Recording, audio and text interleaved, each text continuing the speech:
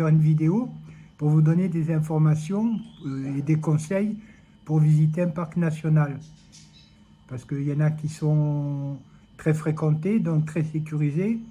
Il y en a qui sont très peu fréquentés, donc il faut prendre certaines précautions. J'ai tout noté pour ne pas en oublier. Bon, bien sûr, première des choses, faire le plein. Faire le plein, et on ne sait jamais le temps qu'on va rester à l'intérieur du parc et tomber en panne d'essence, c'est bête. Ne pas faire comme moi, hein, comme je dis souvent, fais ce que je dis, pas ce que je fais. Si tu fais comme moi, eh ben, tu es un peu fou. Donc évitez de les visiter seul. On ne sait jamais quoi qu'il se passe. C'est bien d'avoir quelqu'un avec vous si vous avez besoin de quoi que ce soit ou d'aller chercher des secours. C'est bien d'être plusieurs. De préférence y aller le matin parce que la nuit en Thaïlande tombe vite, hein, 17h30, 18h. Et rouler sur des routes en pleine jungle la nuit, c'est pas top. Alors pensez bien sûr à regarder l'heure de façon à ne pas trop tarder. Prenez de l'eau, alors plusieurs bouteilles, hein, surtout si vous y restez un moment. Il y fait chaud et on a toujours besoin de boire. Alors à l'entrée, souvent ils donnent des plans.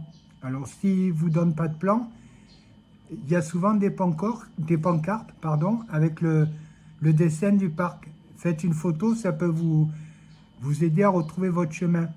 Alors, il se peut que des fois, Maps ne passe plus. Alors, regardez souvent votre téléphone. Et si vous vous rendez compte que ça ne passe plus, faites des photos. Pour savoir où vous êtes passé, ça peut vous servir comme point de repère. Il faut avoir de bonnes chaussures. Hein. Souvent, il faut crapahuter, il faut marcher, il faut escalader. Pour voir des grottes ou des cascades, en tongs, c'est pas top.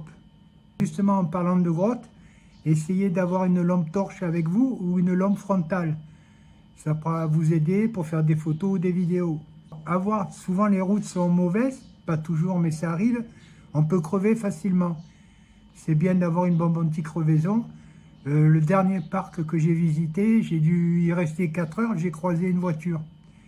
Donc si vous êtes bloqué avec un pneu crevé, c'est pas l'idéal non plus.